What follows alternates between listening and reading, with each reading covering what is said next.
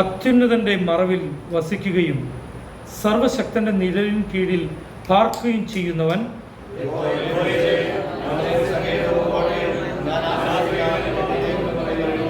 അവൻ നിന്നെ വേട്ടക്കാരന്റെ കെണിയിൽ നിന്നും നാശകരമായ മഹാമാരിയിൽ നിന്നും വിടുവിക്കും.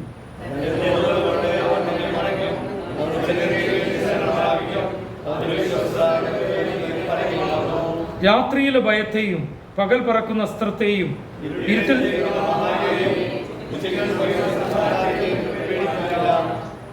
നിന്റെ വശത്ത് 1000 പേരും നിന്റെ വലത്ത് വശത്ത് 10,000 പേരും വീഴും, എങ്കിലും അത് നിന്നോട് അടുത്തു വരികയില്ല. യഹോവേ, നീ എൻ്റെ സങ്കേതമാകുന്നു, നീ അത്യുന്നതനെ നിന്റെ വാസസ്ഥലമാക്കിയിരിക്കുന്നു. നിന്റെ എല്ലാ വഴികളിലും നിന്നെ കാക്കേണ്ടതിന് അവൻ നിന്നെക്കുറിച്ച് തന്റെ ദൂതന്മാരോട് കൽപ്പിക്കും.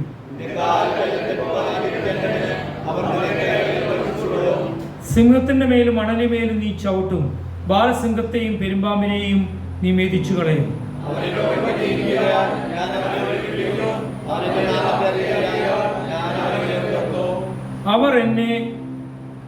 അവൻ എന്നെ വിളിച്ചപേക്ഷിക്കും, ഞാൻ അവന് ഉത്തരമരുളും. കഷ്ടകാലത്ത് ഞാൻ അവനോട് കൂടിയിരിക്കും, ഞാൻ അവനെ വിടുവിച്ച് മഹത്വപ്പെടുത്തും.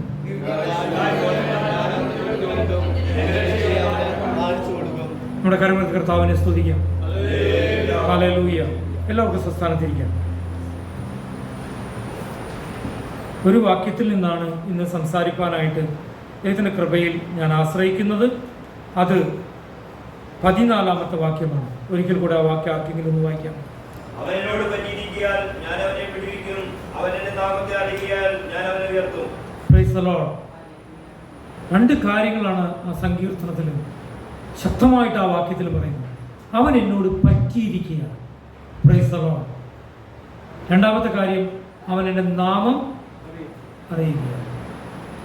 ദൈവത്തിൻ്റെ വചനമായിരിക്കുന്ന ബൈബിളിൽ സദൃശ്യവാക്യം 18-ാം അധ്യായം 10-ാമത്തെ വാക്യം ആ നാമത്തിൻ്റെ മഹത്വത്തെക്കുറിച്ച് പറയുന്നുണ്ട്. സങ്കീർത്തനം സദൃശ്യവാക്യം 18-ാം അധ്യായം 10-ാമത്തെ വാക്യം ഒന്ന് വായിക്കാം. യഹോവയുടെ നാമം ബലമുള്ള ഒരു ഗോപുരം, അതിലേക്ക് പ്രൈസ് ദി ലോർഡ് അഭയം പ്രാപിക്കാൻ പറ്റിയ ബലമുള്ള ഒരു ഗോപുരം അത്രേ കർത്താവിൻ്റെ നാമം. അത് മാത്രമല്ല, 61-ാം സങ്കീർത്തനത്തിൻ്റെ 5-ാം വാക്യം നാം പരിശോധിക്കുമ്പോൾ ദൈവത്തെ, ആ നാമത്തെ ഭയപ്പെടുന്നവരെ കുറിച്ച് അവിടെ പറയുന്നുണ്ട്. ഒന്ന് വായിക്കാം. 61-ാം സങ്കീർത്തനത്തിൻ്റെ 5-ാമത്തെ വാക്യം.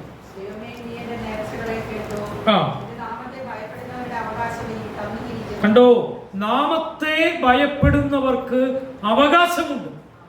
Price the Lord. നാമത്തെ അറിയുന്നവർക്ക് വിടുതലുണ്ട്. 91 സങ്കീർത്തനത്തിൽ സദൃശ്യവാക്യത്തിൽ പറയാം, ആ നാമം ബലമുള്ള ഒരു ഗോപുരമാണ്, അതിലേക്ക് നീതിമാൻ ഓടിച്ചെന്നാൽ അഭയം പ്രാപിക്കാൻ കഴിയും. സ്തോത്രം. നമുക്കറിയാം, ദൈവത്തിന്റെ വചനമായിരിക്കുന്ന ബൈബിളിൽ പഴയ നിയമമെന്നും പുതിയ നിയമമെന്നും 2ആയി തരംതിരിച്ചിരിക്കുന്നു. പഴയ നിയമത്തിലെ യഹോവയും പുതിയ നിയമത്തിൽ നാം കാണുന്ന കർത്താവായ യേശു, ജീവനുള്ള ദൈവം. ദൈവത്തിൻ്റെ 3 ആളത്വങ്ങളെ കുറിച്ച് ബൈബിളിൽ പറയുന്നുണ്ട്.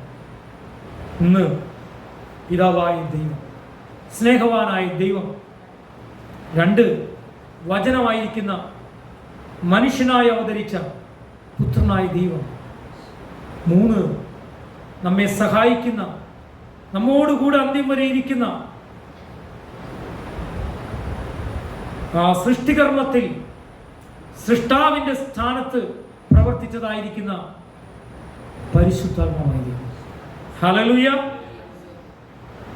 അതുകൊണ്ട് പൗലോസ് ഇങ്ങനെ പറഞ്ഞു, പിതാവായ ദൈവത്തിൻ്റെ സ്നേഹം, പുത്രനായ യേശു ക്രിസ്തുവിലൂടെയുള്ള അളവറ്റതായ ദൈവകൃപയും പരിശുദ്ധാത്മാവായ ദൈവത്തിൻ്റെ സഹവാസവും കൂട്ടായ്മയും കാവലും നമ്മെല്ലാവരോടും കൂടി ഉണ്ടാകട്ടെ.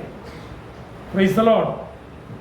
അതുകൊണ്ട് ഇവിടെ നാം വായിക്കുന്നു, ബലമുള്ള ഒരു ഗോപുരമാണ്. ആ നാമത്തെ അറിയുകൊണ്ട് ഗുണമുണ്ട്. ദൈവത്തിൻ്റെ വചനം നമ്മൾ പരിശോധിക്കുമ്പോൾ വിശുദ്ധനായ പൗലോസ് തീത്തോസിന് എഴുതിയ ലേഖനം അതിൻ്റെ 2-ാം അധ്യായം അതിൻ്റെ 12-ാം വാക്യത്തിൽ കർത്താവായ യേശു ക്രിസ്തുവിന്റെ നാമത്തെ വിളിക്കുന്നത് മഹാദൈവത്തിന്റെ നാമം എന്നാണ്. വായിക്കാമോ? ഹല്ലേലൂയ. തീത്തോസിന് എഴുതിയ ലേഖനം 2-ാം അധ്യായം 12-ാമത്തെ വാക്യം.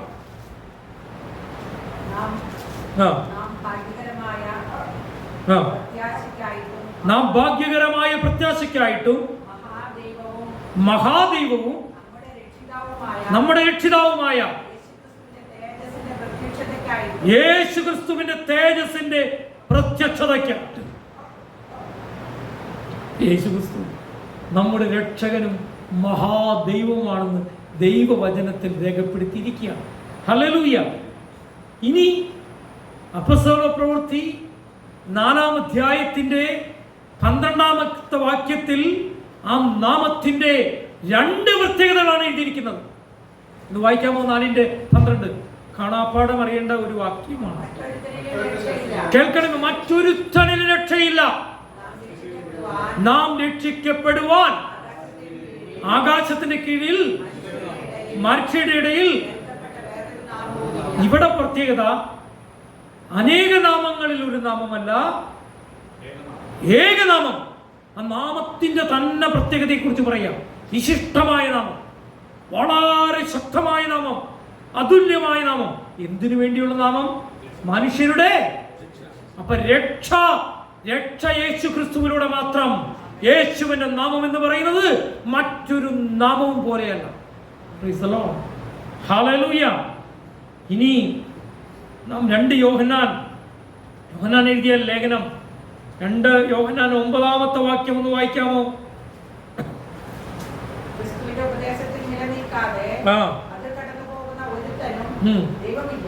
ശ്രദ്ധിക്കണമേ. യേശു ക്രിസ്തു യഥാർത്ഥ ഉപദേശം യേശു ക്രിസ്തുവാണ്. ആമേൻ. എന്താണ് ഡോക്ട്രിൻ, എന്താണ് ഉപദേശം എന്ന് ചോദിച്ചാൽ ഉപദേശം ആരാ? ക്രിസ്തുവാണ്. Price the Lord.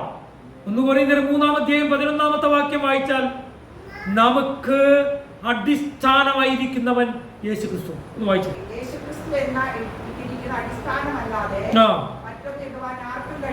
ഒരാൾക്കും ഇടുവാൻ കഴിയില്ല. യേശു ക്രിസ്തു എന്ന ഏക അടിസ്ഥാനം. നാമത്തിന്റെ പ്രത്യേകതയെ കുറിച്ച് ഞാൻ പറയണ. യേശു ക്രിസ്തു എന്ന കർത്താവ് ഇങ്ങനെ പറഞ്ഞു. കർത്താവ് വചനം പറഞ്ഞു കഴിഞ്ഞപ്പോൾ പറഞ്ഞു, ഈ പാറമേൽ അടിസ്ഥാനമിട്ട് പണിയപ്പെടുന്നവനാ ജീവിതത്തിൽ വിജയിക്കുക, നിത്യതയോളം എത്തുക. Price the Lord. ദൈവത്തിന്റെ വചനം നമ്മളെ ഓർമ്മിപ്പിക്കുകയാണ് എന്ത്? ആ അടിസ്ഥാനം. ഇനി നാം ഗലാത്യ ലേഖനം 1-ാം അധ്യായം 9-ാമത്തെ വാക്യം ഒന്ന് വായിച്ചു നോക്കിയേ. യേശു ക്രിസ്തു എന്ന നാമമാണ് സുവിശേഷം എന്ന് നമുക്ക് കാണാൻ കഴിയും. ഒന്ന് വായിച്ചു. 1:9. ഞങ്ങൾ മുൻപ് പറഞ്ഞതുപോലെ ഞാൻ ഇപ്പോൾ പിന്നെയും പറയുന്നു, നിങ്ങൾ കൈക്കൊണ്ട സുവിശേഷത്തിന് വിപരീതമായി ആരെങ്കിലും നിങ്ങളോട് സുവിശേഷം അറിയിച്ചാൽ അവൻ ശപിക്കപ്പെട്ടവൻ. ദൈവത്തിന്റെ വചനം ഇങ്ങനെ പറയുന്നു, മറ്റൊരു സുവിശേഷം, മറ്റൊരു യേശു. ദൈവത്തിന്റെ വചനം ഓർമ്മിപ്പിക്കുക, യേശു ക്രിസ്തുവാണ് സുവിശേഷം എന്ന് പറയുന്നത്. Price the Lord. യേശു ക്രിസ്തുവാണ് സുവിശേഷം. അതുകൊണ്ടാണ് യോഹന്നാന്റെ സുവിശേഷം 14-ാം അധ്യായത്തിന്റെ 6-ാം വാക്യത്തിൽ 3 കാര്യങ്ങൾ യേശു തന്നെ കുറിച്ച് പറഞ്ഞത്. ഞാൻ തന്നെ വഴിയും സത്യവും ജീവനുമാകും. യേശു പറയാണ്, ഞാനാണ് വഴി എന്ന് പറഞ്ഞാൽ നമുക്ക് ഈ നാമത്തിന് വലിയ പ്രത്യേകതയൊന്നുമില്ല. ഒരു മുഖാന്തരം എന്നാ പറയാൻ പറ്റുള്ളൂ, ഒരു വഴി എന്നാ പറയാൻ പറ്റുള്ളൂ. യഹോവ സാക്ഷികളും മറ്റുള്ളവരും പറയുന്ന പോലെ ഒരു മുഖാന്തരം എന്നാ പറയാൻ പറ്റുള്ളൂ. എന്നാൽ യേശു ക്രിസ്തു പറഞ്ഞപ്പോൾ പറഞ്ഞു, ഞാൻ തന്നെ വഴിയും, ഞാൻ തന്നെ സത്യവും, ഞാൻ തന്നെ ജീവനുമാകുന്നു. കാരണം ചില ആൾക്കാരോട് ചോദിച്ചു കഴിഞ്ഞാൽ, എന്തായി നിങ്ങളുടെ ജീവിതം, എന്തായി അവസ്ഥ, എന്തായി? ഒരു വഴിയില്ല. ഇംഗ്ലീഷിൽ പറയും നോ വേ. ഒരു വഴിയില്ല, ഒരു കാര്യമില്ല, നാശത്തിൻ്റെ വഴിയാണ്, ഒരു വഴിയില്ല, നോ വേ. എന്താ കർത്താവ് പറയാം, ഐ ആം ദി വേ. ഞാനാ വഴി.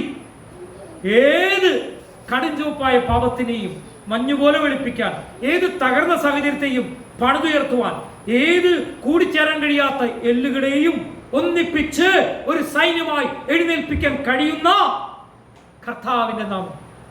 Price the Lord. വിവാഹബന്ധത്തില് ഭർത്താവിന്റെ ഭാര്യയിലാണ് ആര്? ഭാര്യ. അത് തകർന്നു കിടക്കുകയാണെങ്കിൽ അതിനെ യോജിപ്പിക്കാൻ ആർക്ക് കഴിയും? സ്വർഗത്തിലെ ദൈവത്തിന് കഴിയും. ഹല്ലേലൂയ. എന്ത് ചെയ്യണം? ഈ കർത്താവിൻ്റെ നാമത്തെ, ഈ ശക്തിയേറിയ നാമത്തെ നാം എന്ത് ചെയ്യണം? നമ്മുടെ വിഷയത്തിൻ്റെ ഉള്ളിലേക്ക് കൊണ്ടുവരണം. അപ്പോഴേ നടക്കൂ. ഏത് ഡീല് നമ്മൾ ചെയ്താലും കർത്താവിൻ്റെ നാമത്തെ, കർത്താവിനെ അതിൻ്റെ മധ്യത്തിലേക്ക് കൊണ്ടുവന്നാൽ ആ പ്രശ്നത്തെ അതിജീവിപ്പിക്കുവാൻ കർത്താവ് ബാധ്യസ്ഥനാണ്. ഖാനായിലെ കല്യാണ വിരുന്നിൽ അവർക്കുണ്ടാകേണ്ട അപമാനം മാറ്റുവാൻ ഒറ്റ കാരണമേ ഉള്ളൂ. ഒന്ന്, യേശുക്രിസ്തു ക്ഷണിക്കപ്പെട്ടിരുന്നു, യേശുക്രിസ്തു പറഞ്ഞത് അനുസരിച്ചു. അതുകൊണ്ട് ആ കുടുംബത്തിന് വരാവാകുന്ന ആ അപമാനത്തെ അവൻ നീക്കം ചെയ്തു. Price the Lord. ഹല്ലേലൂയ. അവനാണ് ശക്തിയുള്ള നാമം. റോമലേഖനം 1-ാം അധ്യായം 16-ാമത്തെ വാക്യം വായിച്ചു.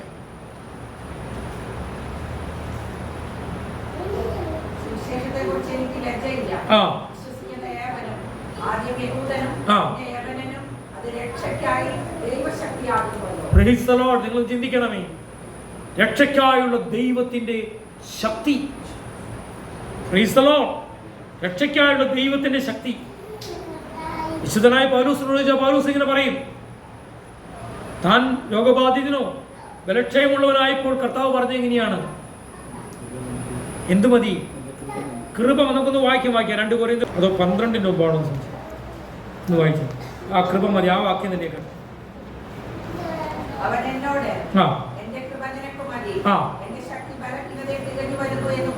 സാധാരണ ആൾക്കാർ പറയുന്നത് കൃപ എന്ന വാക്ക് മുതലേ നിനക്ക് എൻ്റെ കൃപ മതി എന്നാ എല്ലാവരും പറഞ്ഞു. ശരിയല്ലേ?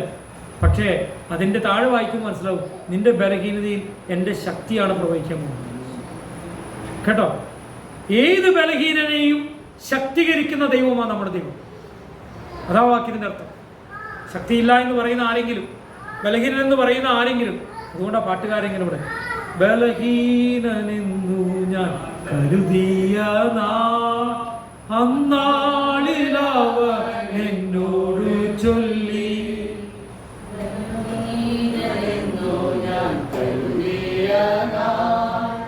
അന്നാളിലവ എന്നോട് ചൊല്ലി ബലം പകർ നിന്നോട് കൂടെ ഉണ്ട്. ശക്തനാക്കുന്നവൻ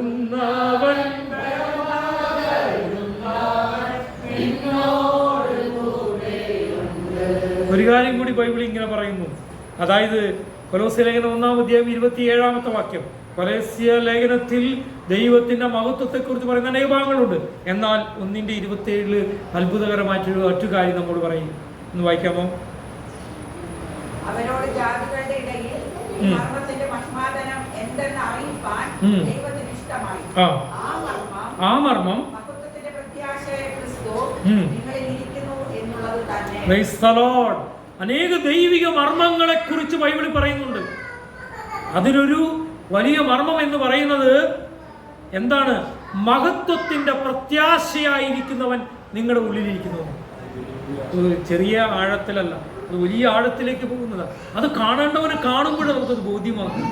ഇന്ന് നമ്മുടെ ബുദ്ധി അനുസരിച്ച് പലരും യേശുവിൻ്റെ ദൈവത്വത്തെയൊക്കെ ചോദ്യം ചെയ്യുന്നുണ്ട്. എന്നാൽ പൂർണ്ണ മനുഷ്യനും പൂർണ്ണ ദൈവവുമായി നമ്മുടെ മധ്യത്തിൽ പാർത്ഥവനായ കർത്താവ്, ആ കർത്താവിൻ്റെ വാക്കിൻ്റെ ശക്തി, മാറ്റമില്ലാത്ത അവസ്ഥ, താൻ മൂലക്കല്ലായിരിക്കുന്ന അവസ്ഥ, ഹല്ലേലൂയ, അതിനെക്കുറിച്ച് സൂക്ഷ്മതയോട് നോക്കുന്നവന് മനസ്സിലാക്കാൻ കഴിയും. കാരണം വെളിപ്പാട് പുസ്തകത്തിൽ ഇങ്ങനെയാണ് പറയുന്നത്, യോഹന്നാൻ പ്രാർത്ഥിക്കുന്നത് ഇങ്ങനെയല്ല. യോഹന്നാൻ പ്രാർത്ഥിക്കുന്നത് ഇങ്ങനെയാണ്. അതായത് ആമേൻ, കർത്താവേ വേഗം വരണേ, പിതാവായി ദൈവമേ അങ്ങ് കർത്താവിനെ അയക്കണമേ എന്നല്ല പറഞ്ഞത്. ഹല്ലേലൂയ. നേരിട്ട് ചോദിക്കുക. കർത്താവ് പറയുന്നത്, നിങ്ങൾ എൻ്റെ നാമത്തിൽ ഇതുവരെ ഒന്നും ചോദിച്ചില്ലല്ലോ, നിങ്ങൾ ചോദിക്കുവിൻ, ഞാൻ നിങ്ങൾക്ക് തരും.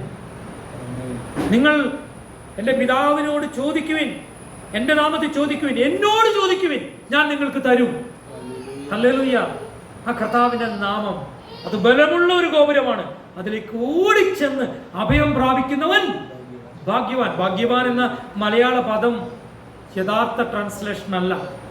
ഭാഗ്യവാൻ എന്നൊരു പദം ക്രിസ്ത്യാനിയുടെ ജീവിതത്തിൽ ഉണ്ടോ എന്ന് ചോദിച്ചു കഴിഞ്ഞാൽ അങ്ങനെ ലോട്ടറി ടിക്കറ്റിൻ്റെ ഭാഗ്യമൊന്നും നമ്മുടെ ഇടയിലില്ല. ഈ കർത്താവിൻ്റെ ദാസന്മാർ പഴയ നിയമത്തിൽ ചീട്ടൊക്കെ എടുത്ത് എന്ത് ചെയ്തു, കാര്യം തിരഞ്ഞെടുത്തു എന്നൊക്കെ കാണുന്നുണ്ട്. അതൊക്കെ കാണുന്നുണ്ട്. എത്രത്തോളം അത് ദൈവവചനത്തിൻ്റെ അടിസ്ഥാനത്തിലാണെന്ന് എനിക്കറിയില്ല. അവർ ചെറിയ അറിവുകൊണ്ട് എഴുതിയ തെറ്റുകളൊക്കെ ചിലപ്പോൾ എഴുതി അതിലുണ്ടായേക്കാം. ചീട്ടിട്ട് തിരഞ്ഞെടുക്കുന്നൊക്കെ ഉണ്ടാവാം. അപ്പോൾ കുറേ പേരുടെ പേര് വെച്ചുകൊണ്ട് അതിൽ ഒരാൾക്ക് കിട്ടുന്ന രീതി ഒന്നല്ല കർത്താവിൻ്റെ രീതി. കർത്താവിൻ്റെ രീതി എന്ന് പറയുന്നത് എന്നാൽ അവരുടെ ബലഹീനതയിൽ കർത്താവ് തുണ നിൽക്കുകയും ചെയ്യുമെന്ന് ഞാൻ പറയാൻ ആഗ്രഹിക്കാം. ഇന്ന് ലോകത്ത് കാണുന്ന ലോട്ടറി ടിക്കറ്റ് പോലെയോ അല്ലെങ്കിൽ ലക്കി ഡ്രോ പോലെയോ ഒന്നും അല്ല കർത്താവിൻ്റെത്. 128 സങ്കീർത്തനം പറയുന്നു, അവൻ്റെ കൽപ്പനകളെ ഏറ്റവും ആശ്രയിക്കുന്ന മനുഷ്യൻ ഭാഗ്യവാനെന്നല്ല, ബ്ലെസ്സഡ് എന്ന, യഥാർത്ഥത്തിൽ അനുഗ്രഹിക്കപ്പെട്ടവനെന്ന. എല്ലാവർക്കും അനുഗ്രഹത്തിലേക്ക് വരാം. അതിന് കുറച്ചു പേർക്ക് മാത്രം ലോട്ടറി പോലെ കിട്ടുന്ന നല്ല അനുഗ്രഹം. ആര് കർത്താവിനെ സ്വീകരിക്കുന്നു, ആര് കർത്താവിനെ ആശ്രയിക്കുന്നു, ആര് കർത്താവിന്റെ നാമത്തെ ചെയ്യുന്നു, ആര് കർത്താവിനോട് പറ്റിച്ചേർന്നിരിക്കുന്നു, അവനെ വിടുവിച്ച് മഹത്വപ്പെടുത്തുവാൻ യോഗ്യനായ ദൈവത്തിന്റെ നാമമത്രേ കർത്താവിന്റെ നാമം. Price the Lord. ആ നാമത്തെ ആശ്രയിച്ചാലുണ്ടല്ലോ നമ്മെ ലജ്ജിക്കാൻ ദൈവം ചെയ്യില്ല. അതുകൊണ്ട് ഈ നാമം ഒരു ബലമുള്ള ഗോപുരമാണ്. അതുകൊണ്ടാണ് 91 സങ്കീർത്തനത്തിൽ ശക്തമായ ആ വാക്യം പറഞ്ഞിരിക്കുന്നത്, അവൻ എൻ്റെ നാമം അറിയുകയാൽ. കേവലം ഒരു നോളജ് എന്നല്ല അവിടെ പറഞ്ഞിരിക്കുക, എൻ്റെ നാമം അറിയുന്ന കറക്റ്റ് എനിക്ക് ട്രാൻസ്ലേറ്റ് ചെയ്യുന്നത് അവൻ എൻ്റെ നാമത്തെ അനുഭവിക്കുകയാണ്. Praise the Lord. നമുക്ക് അറിയലും കാണലും ഒന്നും ഇല്ല.